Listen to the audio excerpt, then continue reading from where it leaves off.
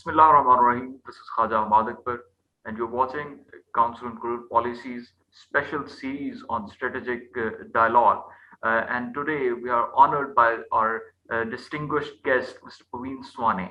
And in this session, we'll hear about the Quad and its implication on the regional strategic stability. And the session will be moderated by Lieutenant General Naeem Khalid Lodhi, Hirale Imtiaz Military, who is the former Defense Minister of Pakistan and former National Security Advisor of Pakistan. And he will also moderate the session and will put forward the questions and take the discussion on the horizon. Thank you, sir. Over to you, please, sir. Thank you very much. Good morning, everyone. Assalamu alaikum. Namaste. We are initially, recording it and keeping it in a very limited gathering, but later on we will post it as we have got the permission from our guest. We'll post it on YouTube and Twitter and also Facebook. We are a think tank based in Islamabad, basically dealing with international relations and strategic matters. And we have decided to start a series on strategic dialogue. And this is the first one today. And we are very honored and I think lucky to have Mr. Pravin Sawhney with us, who is a leading military thinker, I would say, of Asia and South Asia. And he's editor of magazine Force, which is a military journal. He's author of several books. He closely watches and comments on changing nature of war. I've been listening to him. Developments in various armies of the region and also beyond, especially China, India, Pakistan, and of course, American army. Everybody, keeps an eye on that and learns from that. I would say that he's an authority on strategic matters, at least especially pertaining to our own region. So today we have asked him to speak to us on Quad and its implication on the strategic stability of the region, because to tell you honestly, I have not been able to make out what actually is Quad. It was created quite some time back, more than a decade ago. Initially, we were hearing that it is about tsunamis and environment, and then later on it also included this COVID-19. But then there was exercise of military navies, which took us by surprise that if it is all about COVID, then of course the things were added that it is also about free passage of naval vessels in the ocean, Indian Ocean and beyond. Mr. Swami, welcome. We would like to learn from you that what actually is Quad, how it is evolving, and in your opinion, what shape it can acquire in future, and especially if you can also make us wise that what contact or what you can say connection it has with AUKUS, or is there any connection, or there is no connection? Is it a part of a strategy, American strategy, which has gone from heartland of Asia to rimlands of Asia and then to Indo-Pacific and then going beyond? Is it a second line of defense and AUKUS the third line of defense? Or they have, of course, India is still there as far as the Asia is concerned. So all these things we would like to hear from you. And thank you very much again for joining us. It is a great pleasure to have you with us. Over to you, Mr. Pravin Sawhney.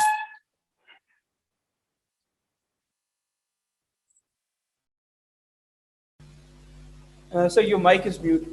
Your mic is. Yeah. Can I be heard? Yeah. Yes. Okay. First of all, thank you very much for the very kind words, General Lodhi. And I'm really, it's a pleasure for me to have come on your forum. What I intend doing is for the next half an hour, I will talk about Quad. I will talk about how a security architecture is being created by the Americans. And then I will also talk about what are the countermeasures that the Chinese have taken. So this is what I'll be talking in roughly about half an hour. And thereafter, we can have a discussion if this is all right with you. Now, thank you. So, what is happening? The fundamentals are very clear to us that the entire game plan, the global game plan, has shifted to Asia Pacific. It's no longer in the Atlantic. And this is where the big power rivalry will be seen. And this is where this century will determine whoever is the leading power in the world. To begin with, I do not ascribe to the view that the supremacy of the Americans, which started well after the Second World War, now it was a unipolar world, and thereafter everybody is talking of a multipolar world. The way I see things is that yes, we are between orders, and eventually again we will have something like a unipolar world, perhaps towards the later part of the century. But that is not the subject right now we are touching upon. This was just to emphasize the importance of this region. Now, coming to Quad. Quad is basically a quadrilateral dialogue between 4 nations, which is America, Japan, Australia, and India. Now, the genesis, obviously, as General Lodhi pointed out, it goes back to 2004, the tsunami which was there. And in this tsunami, these 4 countries, they could interact with each other at a personal level, and they could do what came to be known as the humanitarian disaster was there of a great magnitude, and they could bring the relief there. So that is where this whole idea basically then was pushed by the Japanese. Shinzo Abe, the prime minister, he was very keen that as a consequence of this tsunami, the relief which was provided by the 4 nations, there should be a regional security architecture created where these nations come together to provide humanitarian relief. But then obviously this whole architecture went into a lull for a very long period. And actually it got rejuvenated only during the later half of the Trump administration. Now this is where the real action starts. And this is where I want to focus. So it was basically in October 2020 in Tokyo, where there was a ministerial meeting of these 4 countries. And this is where the then US Secretary of State, Mike Pompeo, he mentioned about formalizing Quad, and he mentioned about creating a security framework.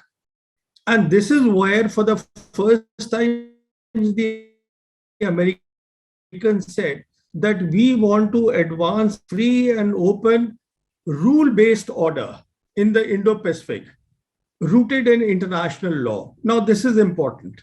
A rule-based order. Who will determine the rule-based order? Will it be the United Nations or will it be the US? As of now, it seems that it will be determined by the Americans, and it also seems that even now, there is no clear definition of what exactly this rule-based order means. It has not been defined at all. But so be it. This is what happened towards the end of the Trump presidency. Now, the real action starts with the coming of the Biden administration. What is it all about? Quad is just one of the key elements, but the whole thing is about how to stop the rise of China. It is about that.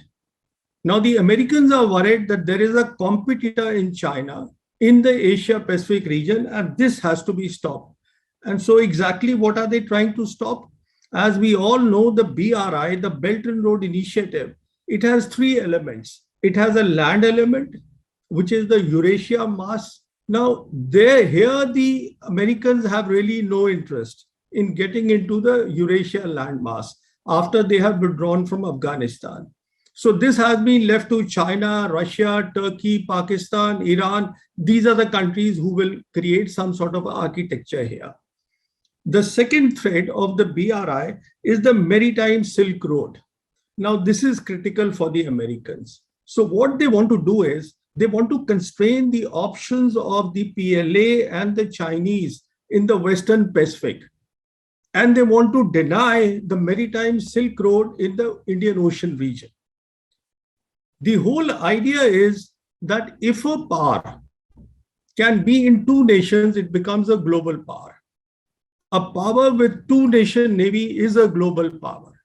So I repeat once again, to constrain things in the Western Pacific, this is one aim. And the second is maritime Silk Road options should be limited or constrained in the Indian Pacific Ocean. Now, there is a third thread also to the Belt and Road Initiative. And the third thread is called the Digital Silk Road. I give a lot of importance to the Digital Silk Road, which is basically the new thing in the cyberspace. Now, what the Chinese are trying to do is the Chinese are taking what is called the retail internet to the industrial internet. This is a big leap of faith. Basically, what this means is that now in the industrial internet, we are talking about, earlier it was information supremacy. Now we are talking of artificial intelligence supremacy. And the key things will be 5G, wireless networks, Internet of Things, artificial intelligence, big data, and cloud. I'm giving you that, that roundup, the big picture. So the whole idea is, how can we deny the maritime Silk Road? Not really deny, constrain the options. And how do we deny technology to the Chinese for their digital Silk Road? So this is the framework. Everything is operating in this framework, in my assessment. Now we come to the nitty-gritties. What is it about? So when the Biden administration came into office, they have really doubled up the efforts. While it is said that this is a bipartisan thing in America today, the challenge of China, which is true, but the Biden administration, the Democrats have put it on the fast track. And this can be explained by the fact that, first of all, in March 2021, which is this year itself, the first virtual summit was held of the Quad. This was the first virtual summit. And within 6 months, in September 2021, the physical summit was also held. Now, this says a lot. When you have two summits within 6 months, you are talking of centrality of the Quad to the Indo-Pacific strategy. Period. This is what you're talking of. Now, when I say Indo-Pacific strategy, what the Americans have done is, in May 2018, they brought India on board. What used to be called the Asia-Pacific strategy or the Pacific PACCOM of the Americans, now is being, in May 2018, it came to be known, it was renamed as the Indo-Pacific Command. The whole idea was to give a centrality to the Indian Ocean region and bring India on board. Now, what we are saying is, this security architecture will cover the Indo-Pacific region and their area of responsibility. Incidentally, that area of responsibility now actually has gone to East Africa also. It has actually expanded so much, their area of responsibility. So within this, there are 5 things happening, which are part of this to secure this architecture and to constrain, as I explained, the maritime Silk Road and the digital Silk Road. So the first thing is that the Biden administration came up with what is called the Pacific Deterrence Initiative. Now, what is this initiative?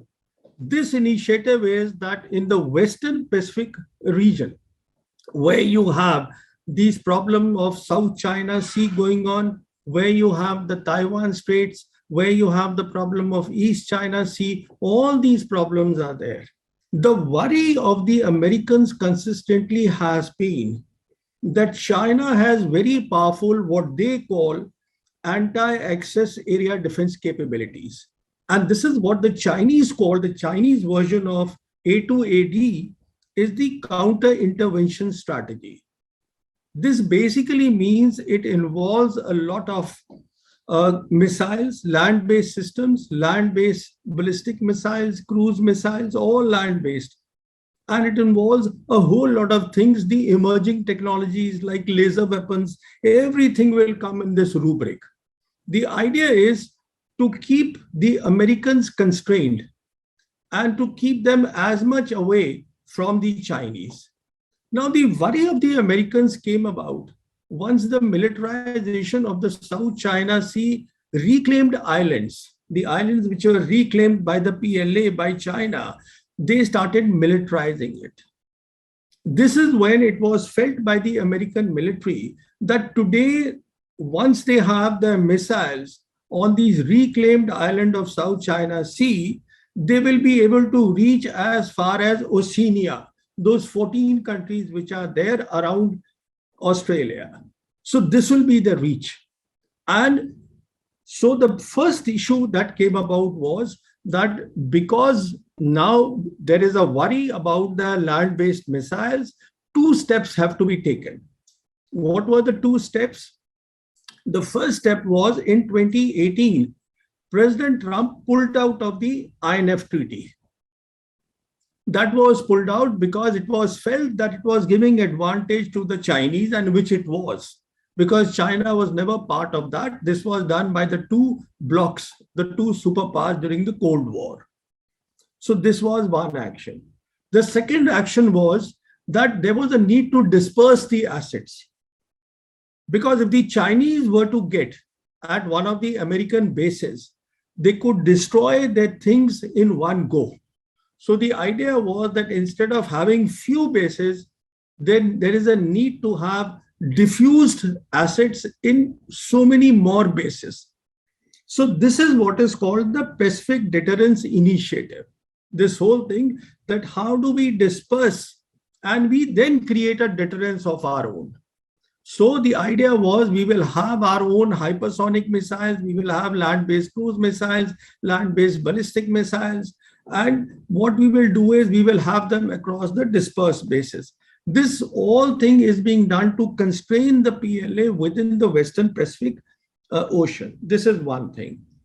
Now, the second initiative is what is known as the Five Eyes Intelligence Alliance, the alliance between Australia, Canada, New Zealand, UK, and US. Now, this is basically sharing of intelligence. This becomes very important. And one of the key things which will be shared is where is exactly the technology going? What is the problem with technology is, I'm just digressing to make the point. The problem with technology is that because now the world is entering into the fourth industrial revolution. See, the third industrial revolution was about the digital age, digitizations. Now we are talking of artificial intelligence and data. And the backbone of this fourth industrial revolution will be 5G. And Huawei 5G is by far, it has progressed far than the competitors. It has been adopted by a lot of BRI countries and even countries which are not part of BRI like Hungary. They are also now trying to get on board. So the worry was that if you have more and more countries which adapt the Chinese emerging technology, especially 5G Huawei, then China will set the standards. The worry is China setting the standards, because whichever country sets the standards, then you have to do the interoperability, your routers, your other systems, they have to then conform to the standard which is set by the country which sets the standard. So to deny China setting the standards. So that is what the one part of the intelligence will do. So the next initiative is, what is the Quad itself? Now the Quad, as rightly mentioned by General Lodhi, this is key to the whole thing. Why this is key is, I believe this provides the policy framework to the Indo-Pacific strategy of the Americans. And here, India will play a very important role in this strategy. Which is why, as I explained, they changed the name also to Indo-Pacific. But this is a subject which we can perhaps tackle in the question answer session.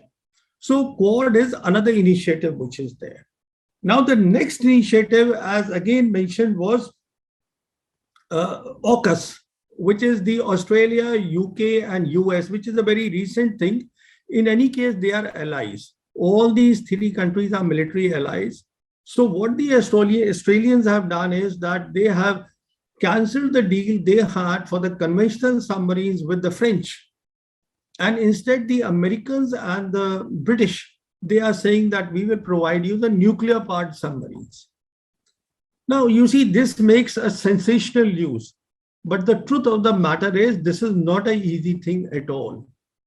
Why it is not easy is that even for something like a nuclear-powered submarine for a country even like Australia, to operationalize them will take something like 10 years. Now, what will happen in 10 years? Please, let's understand the robotization of war is happening.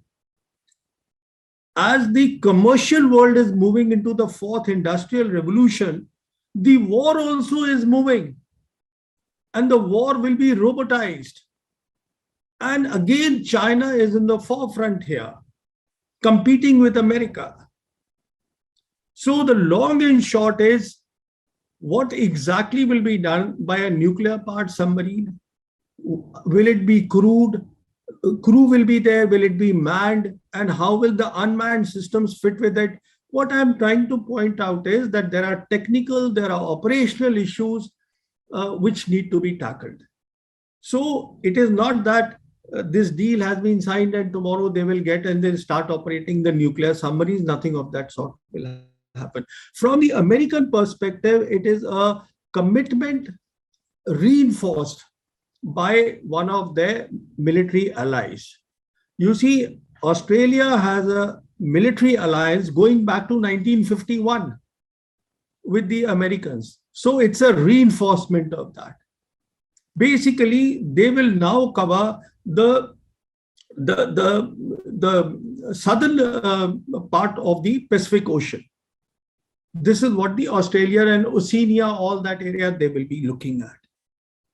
So India has the role to play in the Indian Ocean region. So this is basically what we see in all this is what is happening. All the initiatives, as I said, these 5 initiatives taken by the Biden administration, they all are focused on the military aspect. Now, this is where I think they give the upper hand to the Chinese, because Chinese have been smarter.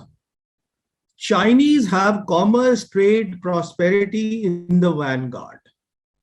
And no country, I mean, China can talk to any country, no country will say that, look, I don't want prosperity. Everybody wants prosperity. So now what is the Chinese counter to this? What they are doing? So first of all, they are trying to commercially outflank the Quad through the initiatives of RCEP, which is the Regional Comprehensive Economic Partnership, through the recently signed, finalized EU-China Investment Agreement. And now they have also put in an application to join the successor of the Trans-Pacific Partnership, from which the Americans pulled out when the Trump administration came into office. They pulled out from there. So basically, they want to be everywhere. Let's be very clear. Today, China is the largest trading partner in the world. There is no global supply chain which does not have China in it. So all this talk about a second Cold War that the Americans keep talking is all nonsense. It's all baloney. There cannot be, I'm not getting into right now explaining what was the Cold War, what were its attributes, and how this one will be different. This is a subject we can talk another time because it has relevance today. But sticking to the subject that has been given to me, so the first key thing is that they are trying to commercially outflank the security aspects through the BRI. Now, what is the other thing they are doing? Other thing they are doing is that they are in talks with ASEAN. You see, ASEAN was the first, there were 2 countries in ASEAN, Malaysia and Indonesia, which are directly affected. You see, these are the countries which expressed their reservations, their apprehensions the moment this AUKUS deal was announced. Because they said that, look, this will raise the temperatures in our region and we don't want that. And in any case, to put it on record, the annual trade between ASEAN and China today is close to $900 billion, which is a hell of a lot. Their projects their infrastructure projects are being done by the Chinese companies. So obviously they do not want tensions in their area. So the Chinese are in talk with them. The whole idea is to break this whole thing, what the Americans are trying to put together. The third thing is, as we all have heard, yesterday Xi Jinping made the effort to speak with the new Japanese Prime Minister. The new Japanese Prime Minister, she has spoken to him and he has basically spoken about close ties and development projects with Japan.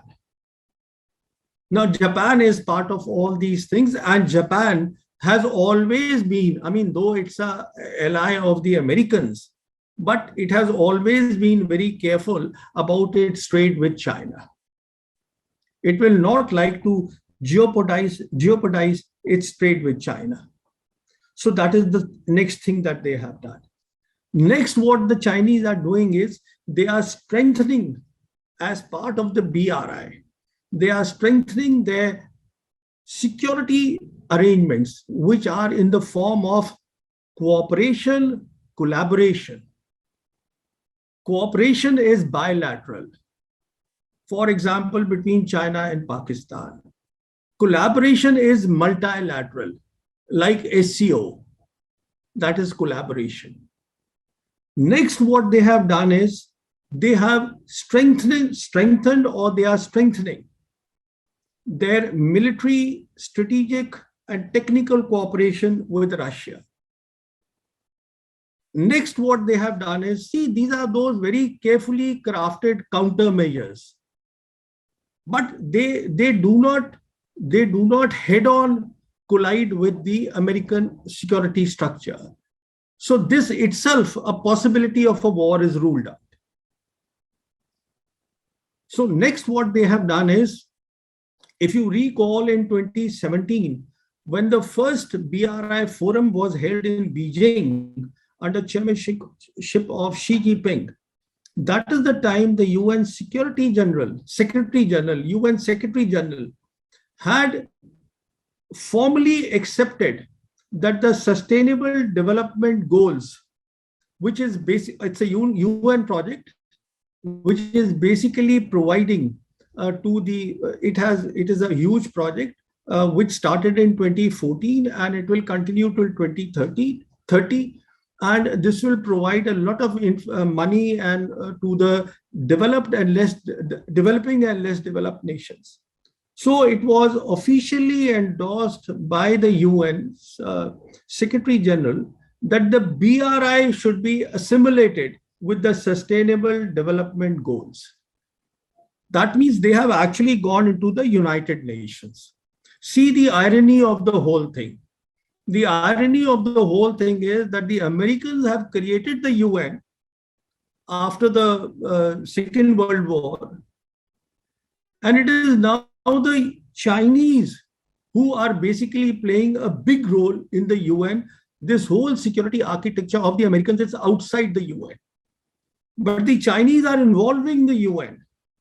For example, Chinese are the second largest contributors in terms of finances to the UN after the Americans. But, and here is the but, they have always paid their dues on time, which cannot be said of the Americans. Then the Chinese have announced that we have a standing force of 8,000 soldiers for the UN peacekeeping. They have kept it there. So basically, they are also working through that. Now, in any case, they have a special relationship with Pakistan. I don't have to dwell on that, but I am absolutely certain that if Pakistan, this is my assessment, don't take it amiss, if Pakistan can get its politics correct, you have prosperity in your hand. This is the way I see it. You can do the connectivity to your CPEC and through the peace sub-sea cables that you are taking to East Africa. All this is doable. Because Gwadar will at some stage become the hub. How soon is up to the Pakistani state and their government, what they do with it. But the Chinese have been very clever. They opened a base which they call the logistics support system or base in Djibouti. What they have done by that is, first of all, it has proximity to Gwadar. And second, earlier they had the problem in the Strait of Malacca. They could bypass that through the Eurasian landmass, their connectivity there. Now they will be able to now guard all their traffic, the commercial traffic coming through the Europe to the Indian Ocean region by keeping an eye of Strait of Hormuz and the Bab al-Mandeb. That's the key, this thing, node is there. So basically, the Pakistanis are on one side, the Chinese, Djibouti are there. In any case, you see, they've been doing long voyages since 2008 under the garb of anti-piracy operations. The Chinese naval ships, where they could test their endurance, where they could test the waters of the Indian Ocean region. They have done the hydrographic surveys of this ocean, and then they have a logistic base in Djibouti. So the point I'm making is, what I'm trying to say is very simple, that the Americans have always been focused on the military aspect. Although President Biden has spoken about something called Build Back and Better World, which is abbreviated as B3W. You see, the point of the matter is that who will pay the money, what will happen? Nothing will happen, in my assessment. It will just remain acronym what it is. So everything then boils down to, this is my last point on the Americans I want to make, everything boils down to what they call the integrated deterrence. What is integrated deterrence? Integrated deterrence is what they are looking at, how to fight a future war with China. And this is also known as joint or domain operations. And this is where eventually all these Quad countries will fit in. And their strategic partners like India will fit in. So the operational part, let's put it like this, as far as Americans are concerned, they have an Indo-Pacific strategy. The policy guidelines or the centrality to that is provided by the Quad, and the operational aspect will be provided by the integrated deterrence. And AUKUS and 5G, everything converges into this. On the other hand, what the Chinese have is an entirely different security system based on cooperation, collaboration, and commercially outflanking the Americans and ensuring that the partnerships that they are creating in the various regions, they do not fructify. You know, this I have given a very broad overview of where Quad, where the security architecture fits in. And I'm very happy to, to get in the discussion. Thank you. Thank you very much, Mr. Pravin. And I think you anticipated it correctly that you have given the framework, but now we'll get into some discussion. Initially, what I'll do is that I'll rake out certain issues and we can both discuss amongst each other. Basically, you'll be talking.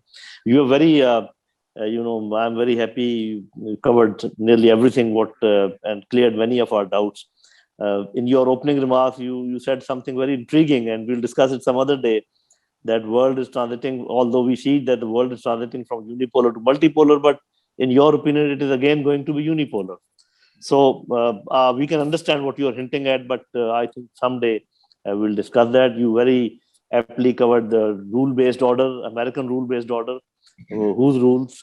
I think a very good question. And you talked about the denial of maritime Silk Route, retail internet and industrial internet. That was addition to my knowledge. Thank you very much for that. I don't know whether we are going, this world would be, as they call it, Thucydides trap. Will that happen or not happen? You can tell us later on. And so many things. What Americans are actually eyeing at, what they are doing, and you also covered that what countermeasures the Chinese are taking, and their philosophy is very different. So one thing which just occurred to me that if you allow, I'll give this video to our National Defense University also, and they will give you the credit also. I will ask them to run it for their faculty. I mean, there are so many good things which you have mentioned. So my first thing is that we know that, and you have covered it also, that Chinese are ascending as far as economy is concerned, and also technology, but they are still behind America as far as military power, technology, and even political clout is concerned. Of course, they have nearly overtaken them as far as the economy is concerned.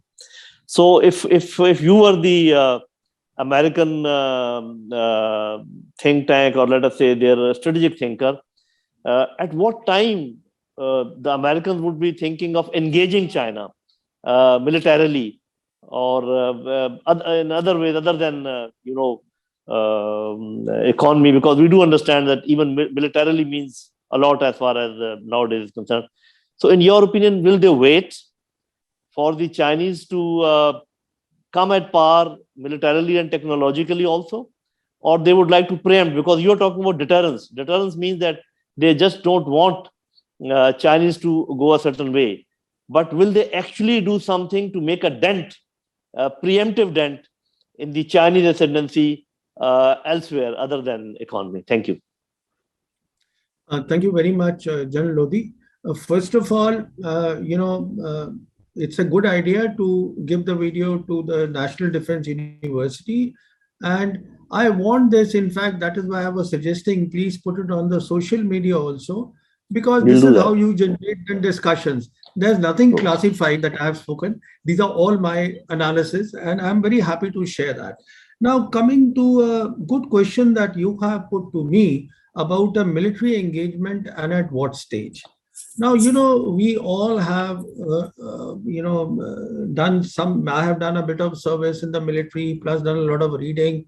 What happens is that a country only goes to war when it feels that it can control the war, when it can control the escalation ladder. So the reason why America and China today are building conventional deterrence as well as nuclear deterrence is that neither side will be, first of all, sure of war control. Neither side will be confident that if the war is joined, we'll be able to sort of control it or go, it can go according to a plan. Number two, the problem gets aggravated because of the emerging technologies and artificial intelligence. This is where both the countries are putting a lot of money, and this is where I said that the war, not only the character of war, the nature of war will change also. Let me explain this. The character of war basically means it keeps changing whenever the technology is inducted into any military. Then what they do is they come up with new war concepts so that they can optimize the use of the new technology. That is called the character of war. Nature of war is basically about violence and bloodshed. Right. And the nature of war has been constant right from when war came into being, or what we know of war. But now we see a possibility if the war will be robotized, Will the nature of war also change? I mean, this is another debate we should take on another day. You see, a robotized war, then who wins? So, when we are talking of this artificial intelligence and new technologies, we are not talking of tangible assets. We are not talking of hardware. We are talking of software. And the other side will never know. There's nothing called an arms race in emerging technology. It is not that you have 10 tanks and he has 50 tanks, so there is an arms race, you have to catch up. You don't even know that this guy has got killer robots, because that all that needs is a software change. You don't know that. So the point I'm making is that all that is happening today in South China Sea, it's happening in Taiwan Strait. These are operations what are called the gray zone operations, below the threshold of war. If you recall, the Americans were very keen. They have put in repeated requests that they would want their Defense Secretary General Lloyd Austin to meet up with the number 2 man, the senior most Vice Chairman Shi Long. Whatever his name's pronunciation, I generally get it wrong, but you would have understood what I'm saying. So, but the Chinese have denied it. Why the Chinese have denied it is because the Chinese do not want to spell out their red lines. Because if they spell out their red lines, that the Americans can do a lot below the red lines, within those red lines. And which is why Biden has made it very clear that our relationship with China will be 3 C's. It will be confrontation, it will be cooperation, and it will be competition. So the confrontation, to my mind, will be minimal. And what happens will happen in the gray zone areas. So I rule out completely a war. There will be no war at all between America and China, and anybody who is talking of war does not make any sense to me. As a person who's been studying war for, nearly 4 decades now, it does not make sense at all, because why would I want to go to war? If a war is thrust on me, I can understand. I have to fight. But why will I initiate war if I cannot achieve my tangible objectives, and if I cannot, to achieve the tangible objectives, if I cannot do war control? You see, so it will be about denial, it will be about deterrence. That is my assessment on the subject. Thank you. Thank you very much. A point which you have brought out is very interesting, that not only the character of war is changing, but also the nature of war. I think if you write anything on this subject, please let us know. We would like to study My that. book is coming. My book is coming. I'll be telling the publishers, see if it goes to Pakistan. It will. I think if you write on the changing nature of war, which I also think the same way. Probably that is that thing should be taught at all the military schools and universities. So if there can be no war, then whatever we call this this competition, but still the 2 powers or the 2 blocks would like to embarrass each other in one way or the other. If, let us say that whenever there's a competition, actually one side tries to. So I have an apprehension, and I want to share it with you, and then you will please respond. That whenever the big titans, they cannot clash directly with each other in whatever way. Now, I'm not saying that clash will be war.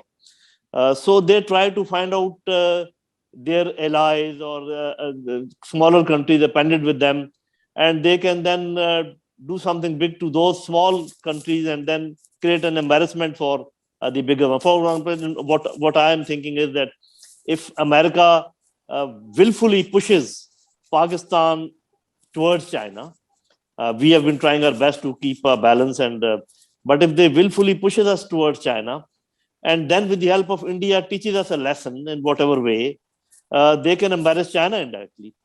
Same way China can do, if they do something with India. So what are the prospects of this thing happening? Because this directly impacts our region, your country and my country. You have raised some interesting points, and my response is this. First of all, what will happen in the competition? So a war is ruled out, but what is likely to happen is there could be a decoupling of supply chain, global supply chains, which again, Right. which again is not making sense to me, but a possibility exists that it is possible, because this is the way the two trajectories are going. Number two, what can happen is that the cyberspace, the internet again could be divided. This possibility also exists. This, see, we are looking at an entirely different, we are actually living in very interesting times. True. These are those times when the world has never seen all this happening. You see? Now, coming to the question of America trying to push Pakistan, see, there is a very interesting comment which was made yesterday in Delhi by the US Deputy Secretary of State Sherman, who is now in Pakistan, I think. She Right. made it very clear. She made it very clear that we cannot go back to the old relationship of de-hyphenated relationship with India and Pakistan, because our requirement with the two countries are entirely different. So, as far as the Americans are concerned, Pakistan is already in the, I mean, I don't want to use the word camps. Camp, talks about some Right. military, I mean, whatever. So basically, when you are a key player in the BRI and you have a CPEC, which is the flagship of BRI, then you are one of the very important countries for the Chinese. So there's no question of pushing. I mean, this could be the reason that Biden has still not spoken with Imran Khan. You see, could be one of the reasons that, look, what is the point? Our interest in Pakistan are very narrow. I mean, it's counter-terrorism, it's Afghanistan, they're very narrow interest. But their interest with India will determine basically the future of the Indian Ocean region. So this is where I always I'm apprehensive about what will happen, because the Chinese are already supposedly occupying area in Ladakh. You see, so, but this is a subject we can talk another day. It's a Right. very comprehensive subject. So the long and short is, we will be seeing very different outcomes because of this global competition. It will not be proxy wars and this. I mean, it will be because as far as the Chinese are concerned, they are not joining issues. Chinese are putting a lot of money in their military power. They are creating, they are getting into the robotization of war. They are preparing deterrence. They are preparing a credible deterrence so that the Americans are not tempted to go to war with them, period. This is the way I see it. Right. Quite plausible. And Excuse me, sir. in your opinion, the way things are going, as far as Quad is developing, and whatever has happened in Afghanistan and even elsewhere, in your opinion, the relationship between the two neighbors, India and Pakistan, they are likely to further antagonize, and the animosity will further deepen, or it could be the other way, if we look at all the developments which you and me have been talking about. My personal thinking is, and I'll tell you why I say that. See, when you make foreign policy, when you make military plans, it is very different from when we talk strategy. Why it is different is because strategy provides you the bridge between the political thinking, the political policy of a country, and the military plans of a country. The bridge is provided by a strategy. How do you bridge the two things? Making a military plan is easy. I mean, you have a format, you make a military plan according to that. Right. These are my war appreciation and this and that. But making a strategy is very difficult. If India was to sit back and think about strategy, because after all, what does India want? India wants prosperity for its own people. And I believe that prosperity is not possible without peace with Pakistan, period. It is not possible. If India wants prosperity, India has to make peace with Pakistan. We have to start talking, and we have to start talking all issues, everything. all issues have to be True. on table. There is no way. Otherwise, you see, India can keep talking about that we are in touch with America, but without your neighborhood is about Pakistan, essentially. That is what it is. You have to make peace. So this is my thinking on the subject. I think this, and let me complete the other half, that even the Pakistan cannot prosper without talking to India and resolving our issues. Tawqir Saab, anybody else who wants to ask anything from Excuse me, Praveen sir. Saab? Ji, Tawqir Saab. Sir, I have received the questions from the panel. I think Tawqir अच्छा, Sahab. पहले Tawqir Saab has raised his hand. Let him first ask. Ji, Tawqir Saab, your mic is muted. Thank you very much, General Lodhi. Actually, my simple and innocent question was that what is the objective of this quad? But I think it had been answered very professionally. My opinion is that if you, when we talk about war between China and US, the issue is if you push someone into a corner, what that country is going to do.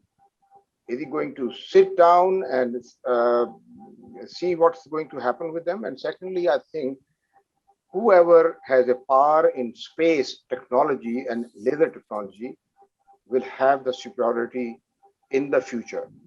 So I think I will a bit disagree about the war. I think Americans will provoke China towards a war, maybe in 10, 15 or 20 years. What will be the end? That we never know.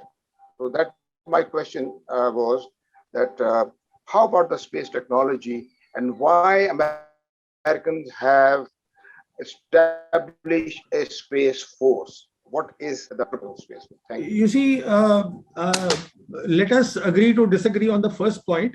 But having said that, let me say that you actually have made a good point, and you are correct to an extent, but in a different way. This is what I have discussed in my book. So I would like to talk here. Coming to space.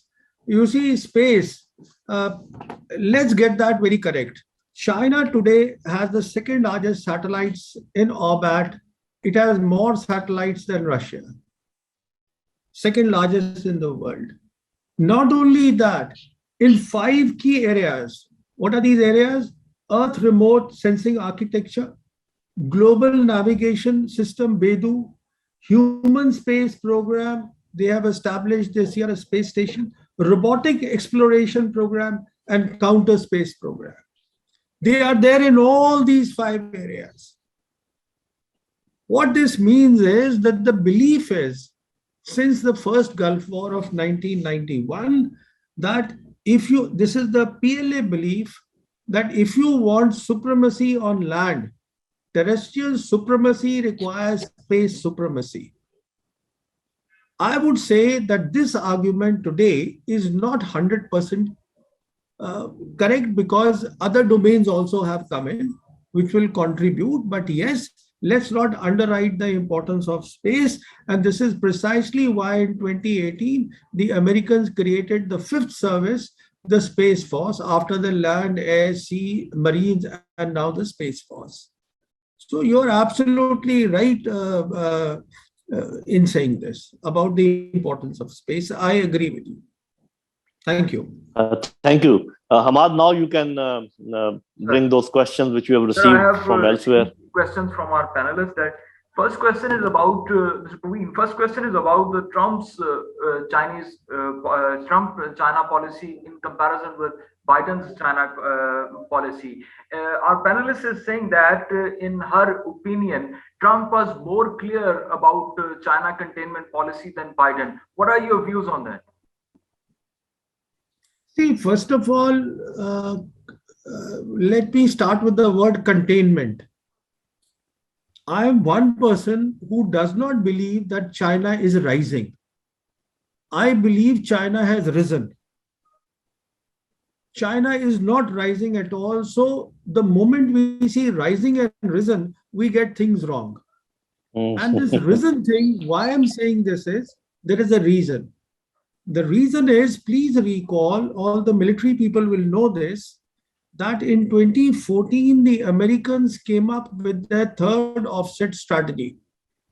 And that offset strategy was directed towards China, great power competition. That means in 2014, there was a clarity that we have to compete with the PLA and China. There was clarity. So around that time, China had risen. So you cannot stop China's rise. That is point number one. Now, containment. How do you contain a risen country?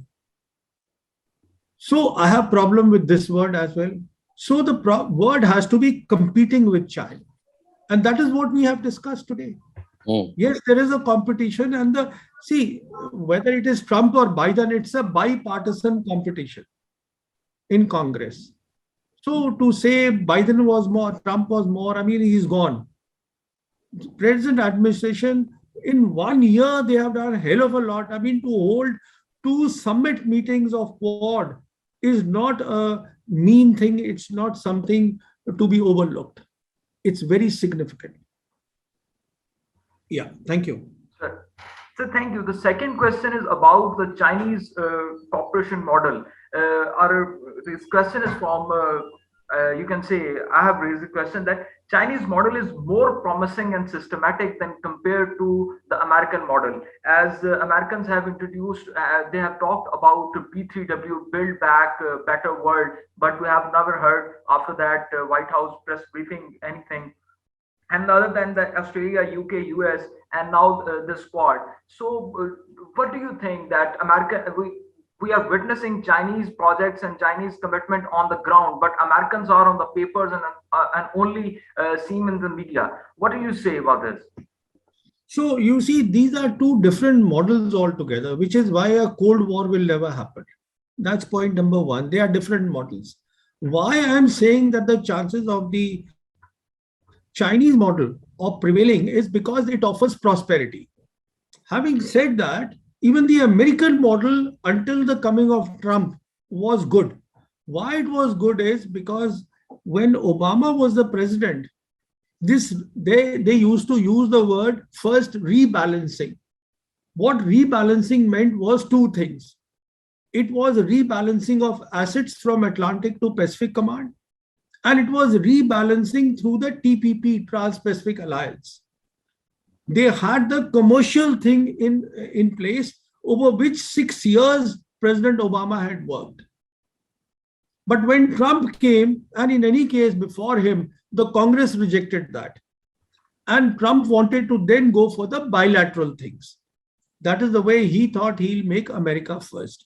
So unfortunately, now it has become imbalanced, and instead of calling it a rebalancing of forces, it is better to call a pivot. Pivot is a military term. The Americans have pivoted to Asia Pacific, whereas the Chinese are offering prosperity through BRI. Entirely different models. Actually, they can run parallel. They don't compete anywhere. The only place where they compete is, and where the competition is fierce, and which is why the tech war is going on. What we hear, the tech war, technology war between America and China, it is about the emerging technologies. And this tech war will not get less, will not subside. It will not happen. Thank you, sir. Thank you. Sir, our next question that I have received is about your mention of American commitment to Quad. What do you think of the diplomatic stature of American commitment after the abrupt withdrawal from Afghanistan and what they did to Iran-US nuclear deal? So how will you see that American guarantee will work? Because many institutions and many scholars have questioned American as guarantor in any other international agreement or in any international cooperation. So there are 3 things here which we have to consider. The first thing is universal for all nations. And the first thing is that every nation will always see its national interest and not the interest of the other nation. That is point number 1. Point number 2 is, please remember that America has created all the institutions, global institutions after the Second World War. So whether it is proliferation, anything what is there, or it is the UN, or it is the World Bank, they have a certain responsibility. They cannot go away from that responsibility. Thank you. So to say that we will have an equal partnership with America, any nation, will not happen. And the third is that the Americans are not used to partnership. Americans have always believed, and especially the last 25 years until 2015, 14, when I said the third offset strategy came into being, they always believed that they were the only power. So the Americans actually believe that their democracy, their ideas, they are the best, and the whole world has to adopt that, and not realizing that America is a nation state. China is a civilization state. China is not a nation. China is a civilization. It will have something entirely different which the Americans cannot have. Thank you. I will just add a sentence about the reliability of Americans, and there's a difference. One is that America giving undertakings to help others, and here it is others coming to join America. So there's a lot of difference. So this reliability factor doesn't come in as far as things like Quad and AUKUS are concerned, because they are being driven by America itself. See, so it will always be, General Saab, it will always be an unequal partnership with America. True, so ये बोलना to say कि हमारे साथ ठीक नहीं किया, उसके साथ ठीक नहीं किया. I mean, even India has to keep its eyes open. True. Because it's a global power still. It is the number one global power. You cannot have an equal relationship with it. It is an unequal relationship, period. No doubt about it. Heather, you want to ask something? Ji. Heather, आप पूछना चाह रहे हैं, Heather? Ji. Pravin sir, as everyone knows, that America is establishing multiple alliances against China, and Quad, of course, is one of them. And everyone knows that Pakistan is a very close friend of China. And talking specifically about Quad, so what do you think will be the implications of India being in Quad on the relationship between India and Pakistan? अब देखिए, if I give you this answer, तो फिर आप मेरी किताब ही कहाँ पढ़ेंगे? आपकी किताब हम फिर भी पढ़ेंगे अगर आप ये कुछ चीजें तो मुझे नहीं बतानी होगी. So that don't mind. I mean, you have asked a very I good think question. it will create more interest, and we will be looking forward to that book. बहुत अच्छा सवाल उठाया है. But I will let this pass. Good. Okay. Ji Ahmad. Sir, I have received two more questions. One is okay. Let these be the last two questions. Okay. Sir, okay, sir. Okay. The feasibility of Russia, China, Iran, Pakistan working together against the Quad, because they aren't talking with each other. How you see? So you see, how I see this is that the countries you have mentioned, उसमें आप include कर लीजिए, the first tier countries are China, Pakistan, Iran, and Russia. उसके बाद Central Asian Republics हैं, उसमें Turkey भी डाल लीजिए, वो भी है. So they're not competing with America. They are basically, they see their national interest in working together. That is their national interest. It's in their national interest. And everybody realizes, देखिए, what is happening is, which we have to always, when we do our assessment or when I do my assessment, I always keep this in mind. And what I keep in mind is that there are today only 3 geostrategic players in the world. By geostrategic, what it means is that a nation which has the political will and the capability to operate beyond its geographical territory. And those 3 nations are America, China, and Russia. 2 of them are on one side, and 1 is on the other side. So, अब आप probability देख लीजिए ना, for all the talk, the Americans may say that, look, we are preparing against Russia and China. I mean, it's nonsense. How do you take on Russia and China militarily? It's not possible. You see, one is an economic superpower, plus it is now becoming a superpower in the emerging technologies of war. And the other, as far as nuclear weapons is concerned, is a competitor. So this is where the things go in the realm of, complete nonsense. I'm sure some Pentagon people in the Pentagon must be seized of this, but unfortunately, this is the way they talk.